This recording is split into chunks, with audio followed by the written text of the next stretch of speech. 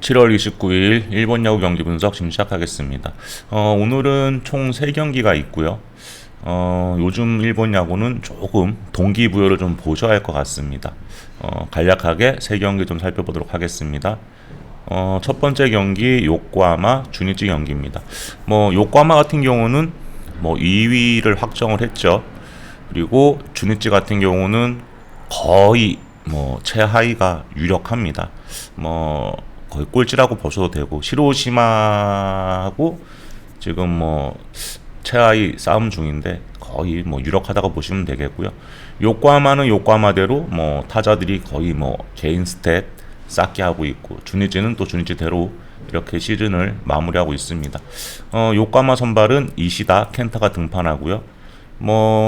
그 어느 때보다도 올 시즌은 이시다 켄타가 좀 괜찮은 시즌을 보내고 있습니다.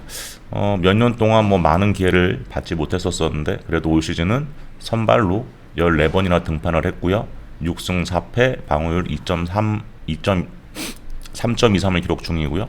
홈에서는 4승 1패, 2.33을 기록 중입니다. 이 정도면 팀에서 이시다 켄타에게 바라는 거 이상으로 자신의 목 이상을 해줬다고 보시면 되겠고요. 주니치를 상대로는 1승 1패, 방어율 3.75, 7이닝 2실점, 5이닝 3실점, 나름 선방을 했습니다. 특히 최근 한신전 6이닝 무실점, 또 오미우리전 6이닝 무실점을 하면서 시즌 막판 괜찮은 피칭을 해주고 있고요.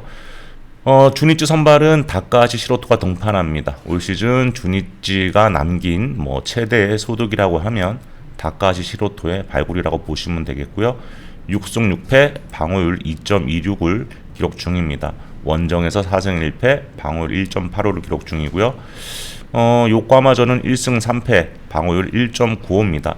방어율이 1.95인데 3패를 기록 중이고요. 얼마나 주니치 타선이 지원을 못해줬는지 볼 수 있는 부분이라고 보시면 되겠고요. 직전 요코하마전 등판에서는 7이닝 동안 피안타를 한 개밖에 허용하지 않았습니다. 그러면서 0대1 패배, 안타 하나밖에 맞지 않았는데 패전 투수가 됐죠. 그러니까 너무 못 칩니다, 주니치 타선이. 구위가 워낙에 좋아서 볼질로 좀 흔들리지만 않으면 공략이 굉장히 어려운 다카시라고 보시면 되겠습니다. 근데 이제 가끔 사사구를 남발하면서 좀 어렵게 가는 경우도 있는데 탈삼진 잡는 능력이 워낙에 좋아서 공략이 좀 어려운 유형이라고 보시면 되겠고요. 요코하마전 7이닝 1피안타, 또 야쿠르트전 역시 7이닝 1피안타입니다. 두 경기 14이닝 동안 맞은 피안타가 단 2개 불과할 정도로 최근 다카시 피칭 내용도 굉장히 좋고요.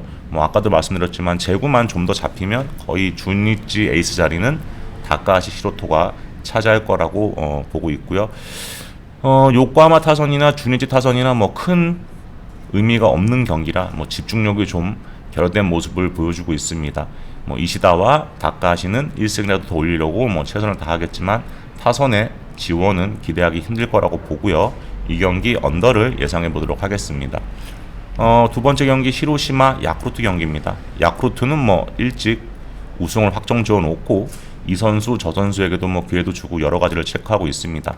또 더구나 오늘 경기는 홈 경기도 아닌 또 원정 경기라 크게 동기부여는 없다고 보여지고요. 그렇다 보니까 타자들이 요코하마랑 비슷합니다. 스윙이 굉장히 커지면서 홈런이나 하나 쳐보자 이런 식으로 타격을 하기 때문에 투수들에게 많이 당하고 있습니다. 오늘 야쿠르트는 이시카와 마사노리가 등판하고요. 사실 투수 코치를 하고 있어도 전혀 이상할 게 없는 이시카와지만 여전히 선발로 등판합니다. 그러면서 4, 5이닝 정도는 여전히 꾸역꾸역 던져주고 있죠. 하지만 최근 너무 좋지가 않습니다. 최근 5경기 방어율이 7점대를 상회하고 있고요. 타선의 지원을 기대할 수 없는 상황에서 이시카와가 또 한 번 무너질 가능성이 큰 경기로 보입니다. 히로시마 선발은 모리시타 마사토가 등판하고요. 역시 최근 흐름은 상당히 좋지 않습니다. 그런데 5번의 등판을 모두 원정에서 등판을 했었습니다. 모리시타가 원정보다는 홈에서 강점이 있는 투수고요. 이미 야쿠르트를 상대로도 홈에서 완봉승을 했던 좋은 기억이 또 있습니다. 야쿠르트 타선은 요즘 대강 휘두르고 그냥 들어가는 그런 상황이기 때문에 모리시타가 다시 한번 홈에서 호투를 할 가능성이 큰 경기로 보입니다. 히로시마가 또 여전히 3위에 대한 가능성이 있는 만큼 동기부여가 전혀 없는 야쿠르트보다는 경기에 임하는 자세가 다를 거라고 보고요. 이 경기 히로시마 승리를 예상해 보도록 하겠습니다. 다음 경기는 라쿠텐 소프트뱅크 경기입니다. 라쿠텐의 3위가 점점점 힘들어지고 있습니다. 뭐 세이브와 맞대결에서 패배하면서 좀 어렵게 됐죠. 물론 뭐 남은 3경기에서 라쿠텐이 전승을 하고 세이브가 남은 2경기에서 전패를 하면 뭐 라쿠텐이 뭐 3위를 할 수는 있습니다.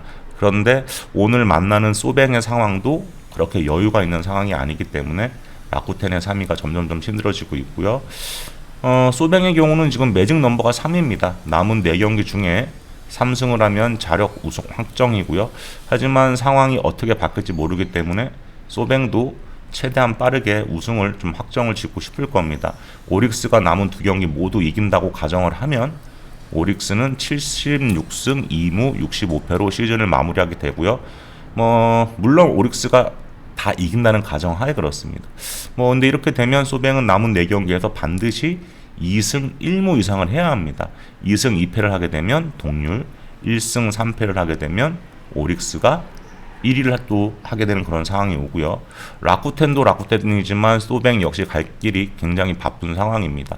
라쿠텐 선발은 타케나카 요타가 등판하고요. 7월에 살짝 좋았다가 최근에는 너무 형편이 없습니다. 특히 소프트뱅크를 상대로는 WHIP가 무려 1.82에 다다를 정도로 좋지 않고요. 방어율도 4.91입니다. 너무 안 좋죠. 물론 소뱅을 상대로 호투를 한 적도 있긴 있는데 기본적으로는 소프트뱅크한테 약하다고 보시면 되겠고요. 소뱅 선발은 모리 유이토가 등판합니다. 원래 보직은 소뱅 마무리 투수였는데 지난 시즌도 15세이브, 올 시즌도 6세이브 이렇게 거뒀었죠. 근데 모일렐로가 아무래도 소뱅의 이제 완전히 마무리라고 보게 되고 그러다 보니까 모리 같은 경우는 모이넬로가 못 나올 때는 세이브 투수로도 올라오기도 하고 아무튼 최근에는 거의 전천후로 등판을 하고 있습니다. 모리의 경우는 1, 2이닝 정도는 충분히 효과적으로 막아낼 수 있는 그런 힘이 있는 투수고요. 하지만 긴 이닝을 기대하면은 안 되고요. 오늘 소뱅은 불펜 투수들을 총동원해서 라쿠텐 타선을 봉쇄할 거라고 보여지고요. 타케나카 요타가 소뱅 타선에 약한 점, 그리고 최근 페이스도 굉장히 떨어져 있다는 점을 고려하면 오늘 경기는 소뱅이 잡을 가능성이 큰 경기로 보입니다. 그래서 이 경기는 소뱅 승을 예상을 한번 해보고요. 그래서 오늘 3경기는 소프트뱅크 승, 그리고 시로시마 승, 그리고 요코하마 주니치 언더 정도로 기본 라인을 잡아봤습니다. 국야도 영상으로 올려드려야 되는데 시간이 좀 안 돼서 국야는 제가 여기 데일리 팁스에다가 텍스트로 해서 올려놓겠습니다. 그냥 간단하게 간략해서 요약해서 올려놓을 테니까 들어와서 한번 보시고요. 참고만 해주시면 될 것 같습니다. 그리고 어제 오늘 계속해서 이렇게 많이들 가입해 주시고 또 가입 인사해 주셔서 너무 감사드리고요. 들어오셔서 재밌는 글도 좀 올려주시고 또 같이 응원도 해주시고 또 대동단결해서 또 한번 좋은 경기도 한번 가보시고 이랬으면 좋겠습니다. 또 분석글 보시면 댓글도 좀 달아주시고요. 그럼 너무너무 감사할 것 같고요. 또 분석글 올려주시는 분들도 아마 그럼 더 좋은 분석글로 여러분들에게 또 보답을 아마 하지 않을까 그런 생각을 합니다. 그리고 승일패가 2등도 안 나왔더라고요. 그래서 저는 계속 한 번만 더 2열 한 번만 더 2열 했는데 2열이 됐고요. 그래서 지금 승일패를 지금 정리하고 있습니다. 그래서 정리해서 곧 올려드릴 테니까 그 부분도 좀 참고하셔갖고 이 방송 듣고 계시는 분들 중 어느 한 분이라도 꼭 좋은 1등 혹은 2등이라도 꼭 하셨으면 좋겠습니다.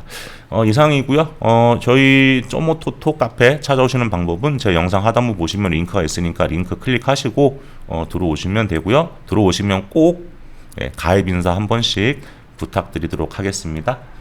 이상 일본 야구 경기 분석을 마치고요. 저는 또 다른 경기 분석으로 찾아뵙도록 하겠습니다.